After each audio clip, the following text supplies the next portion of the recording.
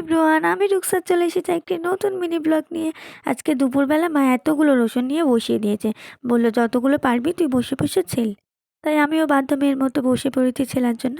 তারপরে আসরের নামাজটাও পড়ে নিলাম। নেওয়ার পরে আমি এখন করব টমেটোর চাটনি, কারণ আমাদের রান্না হয়েছে আজকে ফুলকপি আলু মাছ।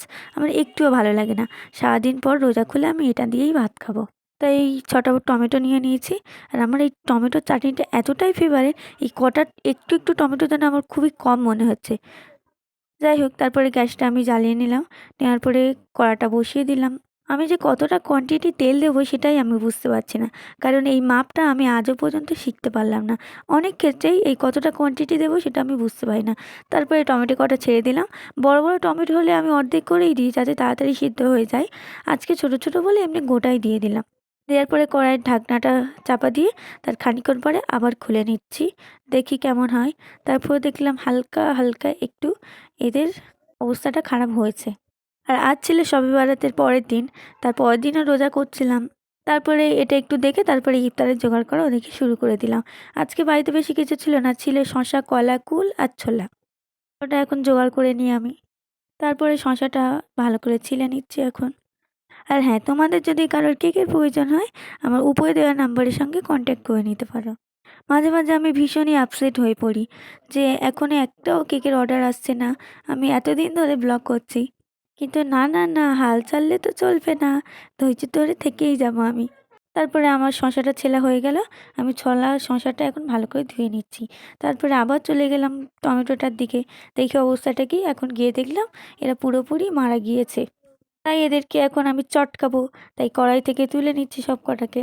আর এই যে পিচ্চি মতো একটা টমেটো, এটা এত জ্বালাচ্ছে, এটা কোনো মতেই হচ্ছে না, ও শক্ত আছে।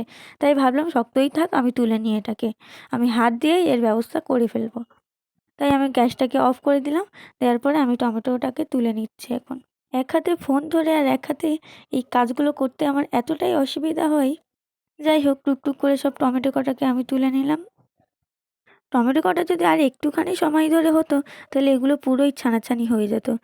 ভাগ্যিস ঠিক টাইম মতো এসে তুলে নিয়েছি। আর গরম আগুন হয়ে আছে, তাই ধোঁয়া উঠছে ওর উপর থেকে। যাই হোক, আমি এখন সব কটাকে তুলে নিলাম বলে। আচ্ছা, তোমরা কারা শবে বরাতে রোজা রেখেছো কমেন্ট করে জানিও সবাই। আর এই টমেটোর চাটনি দেখলে আমি আমার জানটা শান্তি হয়ে যায়। এই দেখো, এই কটাই টমেটো আজকে আমি খাবো। তারপর এখানে আমি ইফতারের জোগাড়টা করে, আর মাগরিবের আজান দেওয়ার আগে মা বললো তুই চাটনিটা করে রেখে দে, কারণ খুব জোরে খিদে পাবে তখন আর করতে ইচ্ছা করবে না। তাই আমি এখানে নুন, পেঁয়াজ, শুকনো লঙ্কা নিয়ে নিয়েছি। তারপরে এটাকে ভালো করে চটকে চাটকে এদের সাথে অনেকটা মারামারি করার পর আমি নেব এর উপরে এখন টমেটোগুলোকে। ভাই রে ভাই, আমি যখন এগুলোকে ছানছিলাম এতটাই গরম ছিল, কি আর বলবো, আমার খালি হাত পুড়ে যাচ্ছে। আগে আমি এগুলো করতাম না, আমার মা সবই করে রেখে দিত। এখন ভাবলাম নিজে নিজে একটু একটু কাজ করি, অন্তত নিজের কাজগুলো করলে মায়ের অনেকটাই এগিয়ে যায়। আমার এখানে টমেটোর চাটনি ডান হয়ে গিয়েছে। কত সুন্দর দেখতে লাগছে দেখো। তারপরে আব্বা দেখলাম এখানে একটু তেলে ভাজা এনেছে। যেহেতু আমি আর মা রোজা করছি, তাই আমি আবার তেলে ভাজাটাকেও ভালো করে সাজিয়ে নিলাম ইফতারির জন্য। এখানে দুটো পেঁয়াজি ছিল, একটা চপ ছিল, আর একটা কিরকম সমোসা মতো ছিল, আমি জানি না ওটার নাম কি। আর পেঁয়াজি আমার মায়ের হাতেরটাই আমার বেস্ট লাগে, যেখান থেকে আনা আমার ভালো লাগে না। এই হলো আমাদের ছোট্ট ইফতারি। এখন আজান দেবে, তাই আমি ইফতারিটা সামনে নিয়ে বসে গেলাম। এখানে নুন পানি সব জোগাড় করে রেখে দিচ্ছি। তারপরে ইফতারি করে চলে গিয়েছিলাম আমার বন্ধুর কাছে। গিয়ে দেখলাম ও এতগুলো ভিটামিন ই ক্যাপসুল ওর কাছে আছে। আর জানি না এটার জন্য ওর মুখে সমস্যাটা হচ্ছে কি, ওর এতদিন মুখে একটুও পিম্পল ছিল না। আর যখন এটা দেখলাম, কদিন আগে থেকে দেখছিলাম ওর মুখে পিম্পল পুরো ভরে গিয়েছে। আর যখনই এটা ওদের বাড়িতে গিয়ে দেখলাম, আমাদের মনে হচ্ছিল এটার জন্য হয়তো হচ্ছে, মেবি, জানি না, হতে পারে না, সব কিছু সবার মুখে স্যুট করে না। তারপরে আমরা সবাই মিলে চলে গিয়েছিলাম একটু ফুচকা খেতে, আইসক্রিম খেতে। ফুচকাটা আর কেউ খেলো না, চুরমুর আর আইসক্রিম নিয়ে আমরা বাড়ি চলে এসেছি। আর আমরা একসাথে থাকবো, মারামারি পেটাপিটি হবে না, এটা কি হতেই পারে?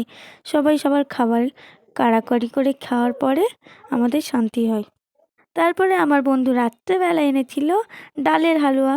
কত সুন্দর করে এনেছে দেখো, আর তেমনই টেস্টি ছিল খাবারটা।